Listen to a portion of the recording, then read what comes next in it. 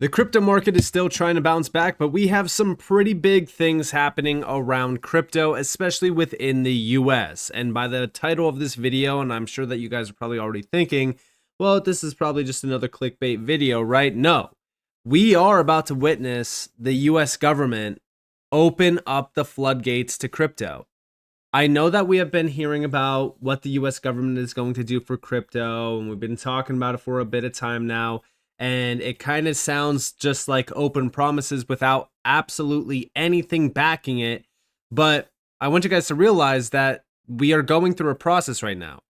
The process right now that we are currently in is the regulatory side, right? We still need regulations in place in order for all of the other things to fall into place. We've already gotten one of the biggest updates from the US government this year, which was the stablecoin legislation, right? The Genius Act.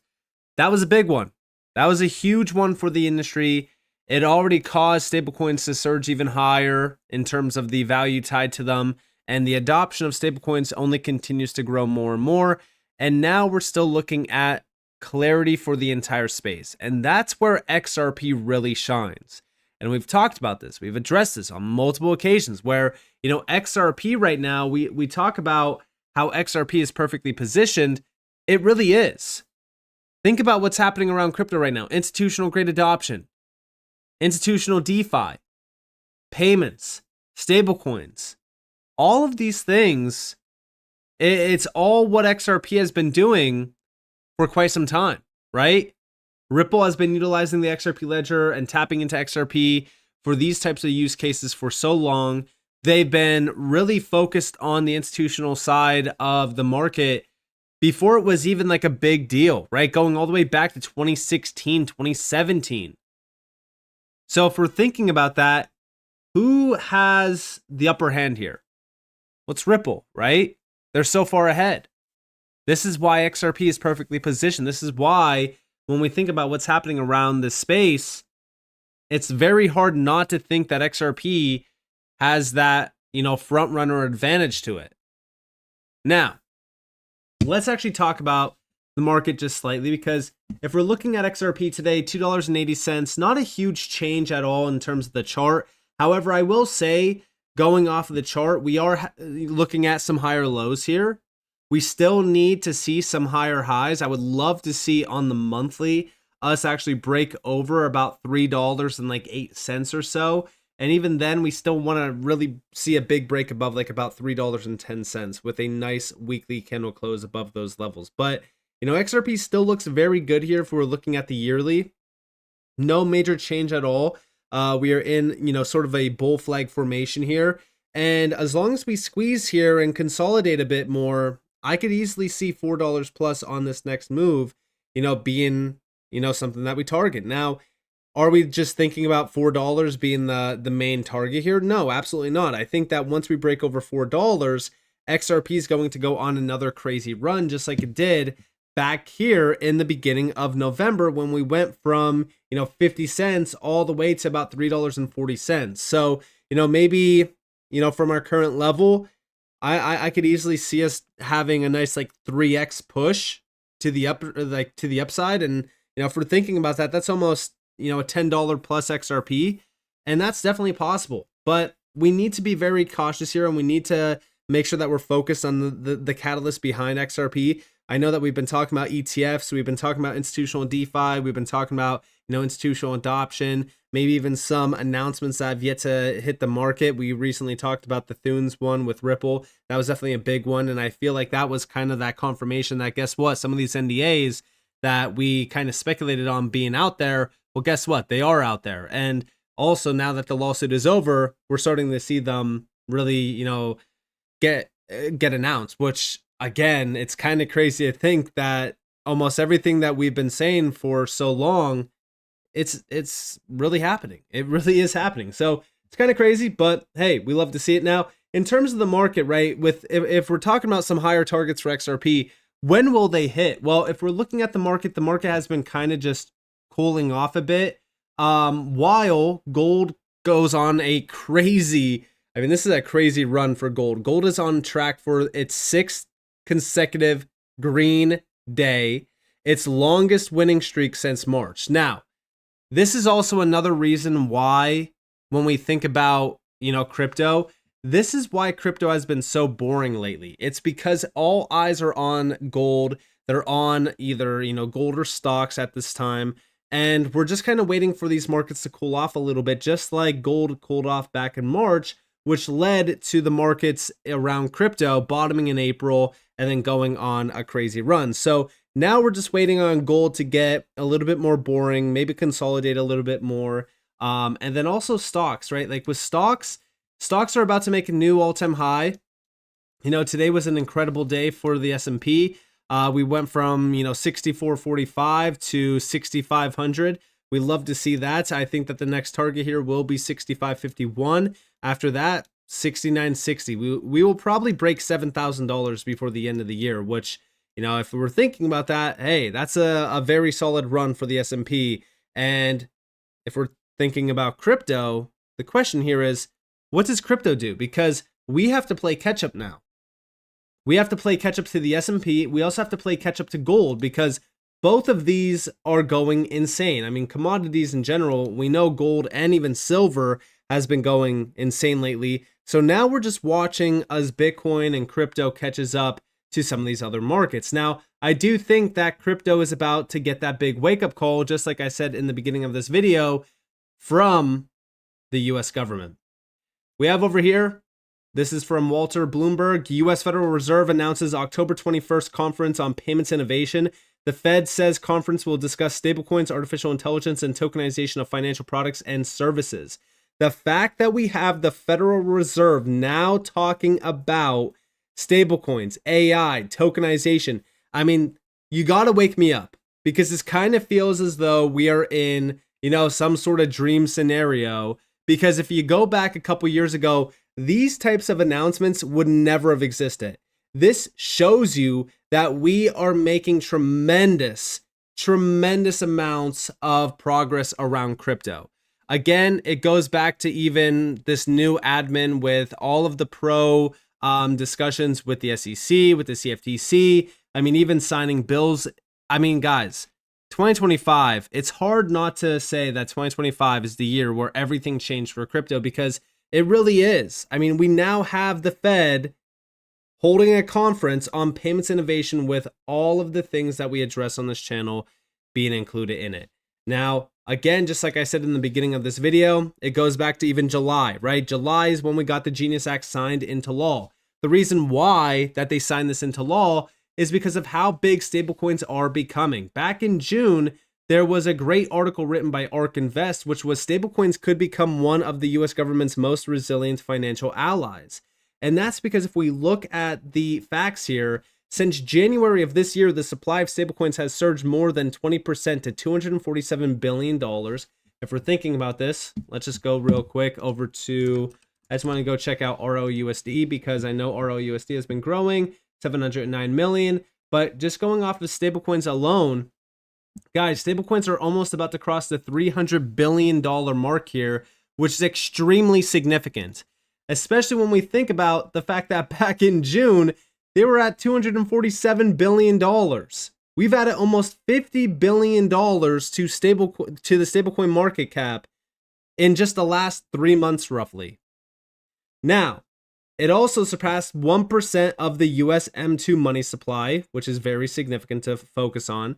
And if we're thinking about how big stablecoins will be in the coming years, I mean, just take a quick look at who's talking about stablecoins. It's not just retail. It's not just crypto companies. It's literally the US Fed. The US Fed is talking about stablecoins. The US government is talking about stablecoins. The president's talking about stablecoins. The treasury's talking about stablecoins. Everyone now cannot stop talking about stablecoins. So if you're thinking about, a number in your head, oh, maybe 1 trillion, maybe 2 trillion, whatever it is, think much bigger because, again, stablecoins are now a legitimate piece of the global financial system. Now, on top of this, we also have an update because, again, the Genius Act was definitely big, but this is what the US is now starting to prepare.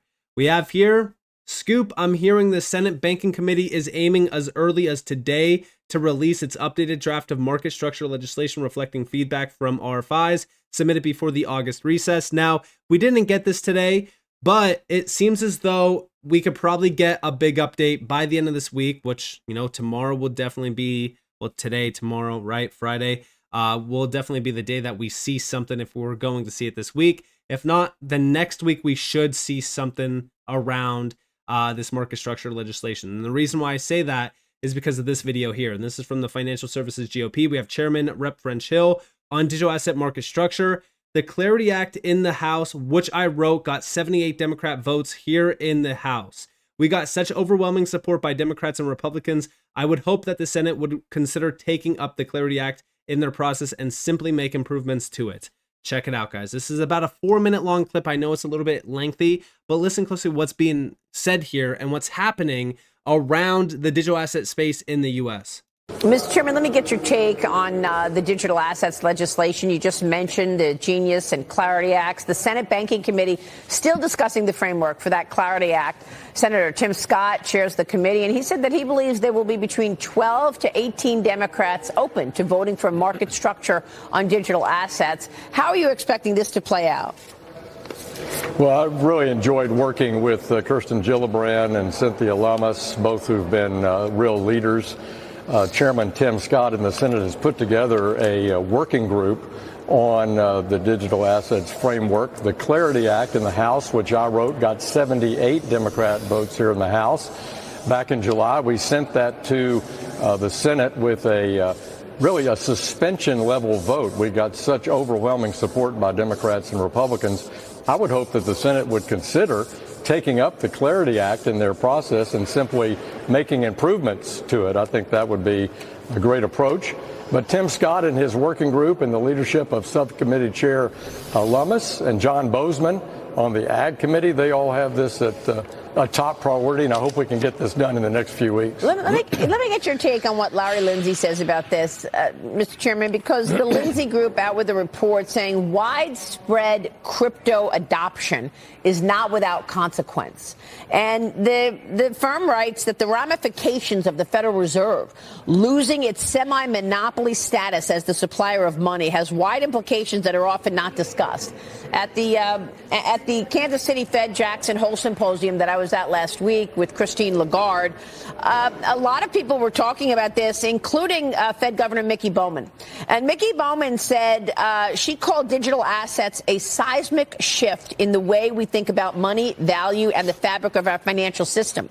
She said that if the Fed is unable to adjust to this new technology, it will bypass the traditional banking system.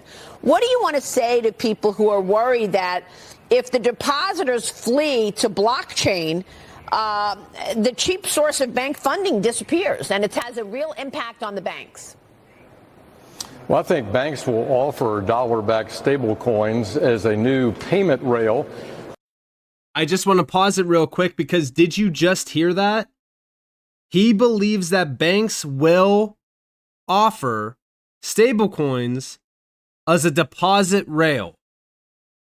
That is an absolute massive insight if true. This would be crazy. Through their corporate treasury functions for businesses, and they'll offer it to consumers that have a demand for it. It's not widely accepted at the point of sale. So I think that's a long-term, thoughtful position to take and think about the risk of that. But I anticipate a dollar-backed payment stablecoin being used mostly for cross-border trade. They don't pay interest. It's not meant to be a bank. It's a payment rail, like we use credit, debit. We send wire transfers. We use cash. A dollar-backed payment stablecoin is simply a new payment method, not a complete change in trying to make a stablecoin and turn a bank. Plus, those stablecoin issuers have to keep their assets in a bank or in treasury bills. I love the idea, really, especially given what Treasury Secretary Scott Bessent has said, and that is that it becomes a major purchaser of short-term treasury bills as a result of all of that. What do you make of an ECB-run digital euro?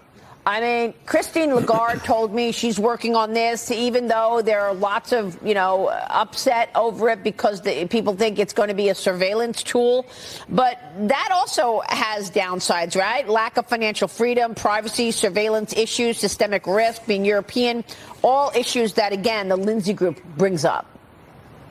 I just met in Europe last week with the Bank for International Settlements in Basel. I also met with the financial regulators in Switzerland and in Germany, including a long meeting at the European Central Bank, the ECB, and listened to their presentation of what they're trying to propose for a retail CBDC in Europe. In other words, a digital euro. Right. I think in America, we've gone with the private sector.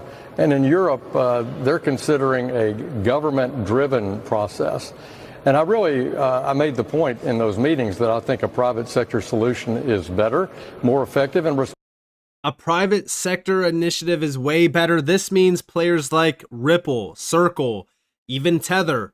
But we already know that Ripple is far ahead of all of the competition. So I'm really putting my chips on the table for Ripple here, not, Tether or Circle. And by the way, looking at the screenshot here real quick, Bitcoin, Ethereum, and XRP. We love to see XRP being spotlighted on Fox because typically they throw like a third random cryptocurrency on the board instead of actually putting a spotlight on XRP. So love to see that, but let me play the rest of this clip real quick. Response to consumer choice.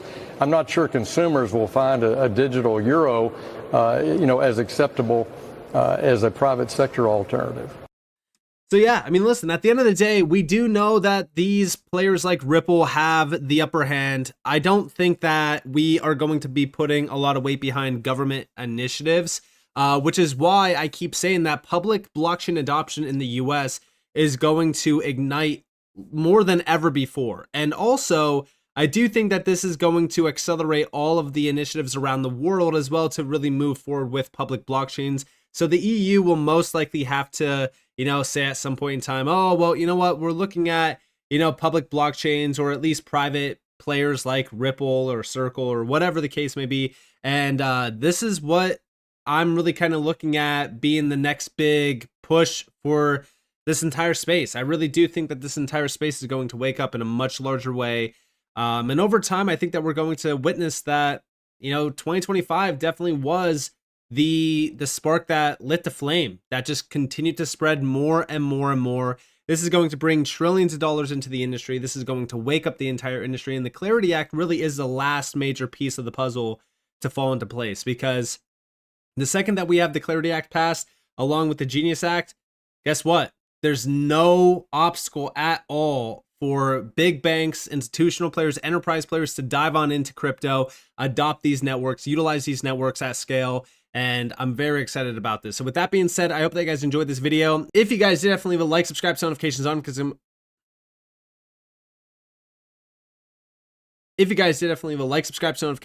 more free content. You guys are more than welcome to follow me on Twitter and join the free Discord in the description below. And with that being said, guys, it's been Nick. Thanks for watching. Peace out, guys.